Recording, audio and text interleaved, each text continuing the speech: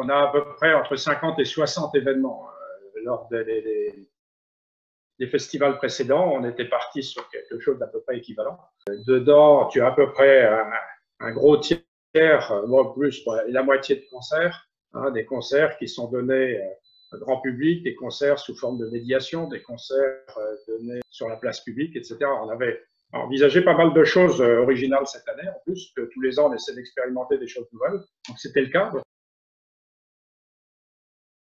On est effectivement triste pour les festivaliers, triste pour les artistes. On est triste pour nous aussi parce que c'est un peu frustrant de mettre en place un certain nombre de choses extrêmement qualitatives, innovantes, voire même dans certains cas, hein, et puis de ne pas pouvoir aller jusqu'au bout. Mais bon, je crois qu'il faut raison garder. Hein, ça a été la position du Conseil. Hein, je pense qu'aujourd'hui, on vit un événement exceptionnel.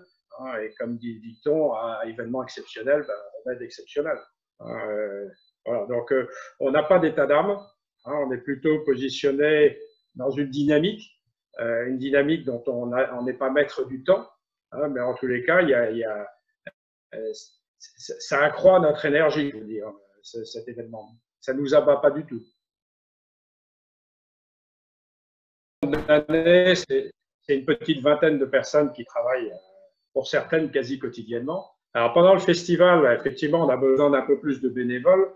En général, on tourne, l'année dernière, je crois qu'on était un petit 150 personnes. C'est que, on n'est pas du tout certain qu'en automne, ce soit très différent de ce qu'on va connaître pendant les grandes vacances.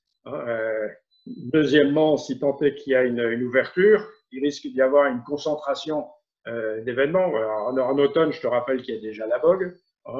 Tu as la Vogue et puis tu as d'autres temps forts sur le reste de l'année. Donc, non, ça ne met pas en péril puisque le gros de notre dépense, ce sont les cachets. Hein, et dans la mesure où effectivement le festival ne se déroule pas, les cachets, on ne les réglera pas.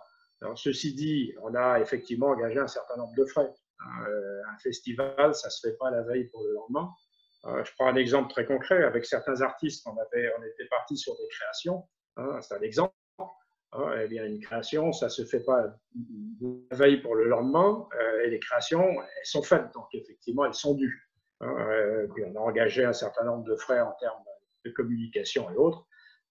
Donc, oui, il y a des frais qui sont engagés, mais le gros de notre budget, c'est quand même tout ce qui est les cachets artistiques.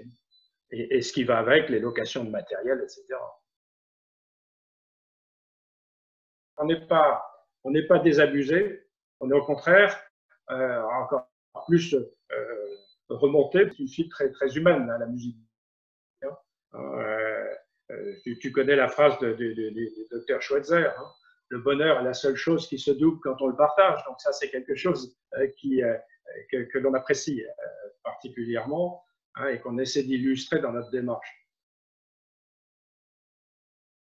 On voudrait développer la partie off, hein, un petit peu à l'exemple de ce qui a fait le succès d'Avignon, hein, sans pour autant vouloir prétendre être Avignon, hein, on est à Redon, mais la démarche peut être similaire. Hein. Avignon, c'est un programme officiel, et puis autour, les acteurs qui entrent sur la scène, hein, à travers un certain nombre de manifestations off. Donc c'est ce qu'on développe chaque année. Cette année, on devait en avoir un petit peu plus. La culture aujourd'hui montre effectivement toute son utilité. Hein, regarde toutes ces initiatives que l'on voit sur les médias sociaux aujourd'hui, hein, montrent effectivement que la culture, au-delà de la nourriture, hein, c'est aussi une nourriture qui te permet de rester pleinement homme et femme.